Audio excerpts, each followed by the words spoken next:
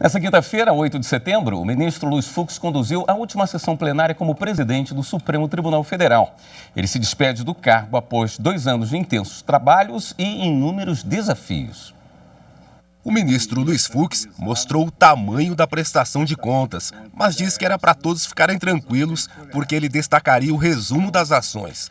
Começou lembrando os tempos sombrios de quando assumiu a corte, em 10 de setembro de 2020, e os principais desafios de lá para cá.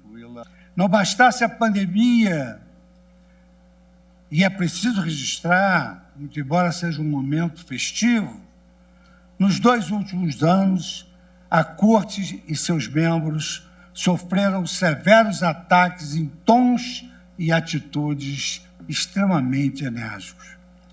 Não houve um dia sequer em que a legitimidade de nossas decisões não tenha sido questionada, seja por palavras hostis, seja por atos antidemocráticos. Nesse processo de inflexão e de reflexão, mas também de reação e de reconstrução, e mesmo em face das provocações mais lamentáveis, esta Corte jamais deixou de trabalhar altivamente, impermeável às provocações, para que a Constituição permanecesse uma certeza primeira do cidadão brasileiro, o ponto de partida, o caminho e o ponto de chegada das indagações nacionais. Imbuída dessa missão, esta presidência, sempre apoiada pelos membros da Casa, meus estimados colegas do Supremo Tribunal Federal, laborou para que a nossa Corte permanecesse com voz firme, lúcida e serena, dos diversos debates da vida política do país, em relação aos quais este plenário foi instado a se pronunciar. Dia após dia, no exercício da nossa função, onde havia hostilidade, construímos respeito. Onde havia antagonismo, estimulamos cooperação. Onde havia fragmentação, oferecemos o diálogo. E onde havia desconfiança, erguemos credibilidade. Mas temos humildade, porém, para reconhecer que esse trabalho ainda é inacabado. Afinal, a legitimidade de uma Corte Constitucional não se constrói nem se corrói num único dia. Por isso mesmo, o bom juiz é paciente. Sabe que o tempo da justiça não é o tempo da política.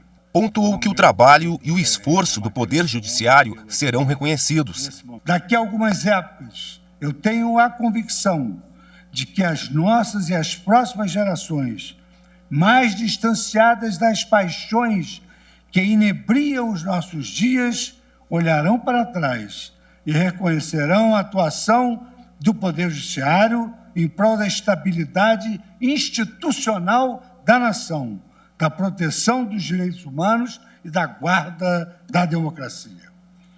O certo é que, seja nos dias da calmaria, seja nas turbulências íncitas a qualquer regime democrático, este edifício de concreto e colunas anguladas, que é a nossa Suprema Corte do Brasil, mantém-se e manter-se-á aberto, operoso e vigilante. Ressaltou que o plenário de uma Suprema Corte é lugar de verdade, liberdade e igualdade. A Suprema Corte de um país, a guardiã de sua Constituição, de seu Estado democrático de direito, somente existe e funciona se o povo lhe atribui confiança e legitimidade. Todas as nossas decisões, todo o nosso labor e todas as nossas lutas existem por conta desses milhões de brasileiros comuns, verdadeiros titulares do poder que nos confiam esta nobre e honrosa missão. Eles não são os destinatários do nosso serviço, mas a sua causa e a sua fonte.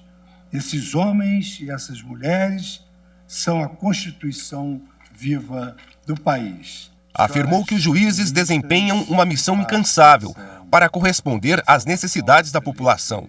Concretizam os princípios da Carta Maior, que é o principal combustível para a erradicação das desigualdades. Se essa é a nossa missão constitucional, que continuemos incansáveis na defesa das liberdades e das igualdades, tal como foram os ministros que nos antecederam, como o ministro Sepúlveda pertence, e tal como certamente serão os ministros que para cá virão quando da nossa aposentadoria compulsória. Ele também disse que dirigir o Supremo Tribunal Federal e o Conselho Nacional de Justiça foi uma tarefa complexa.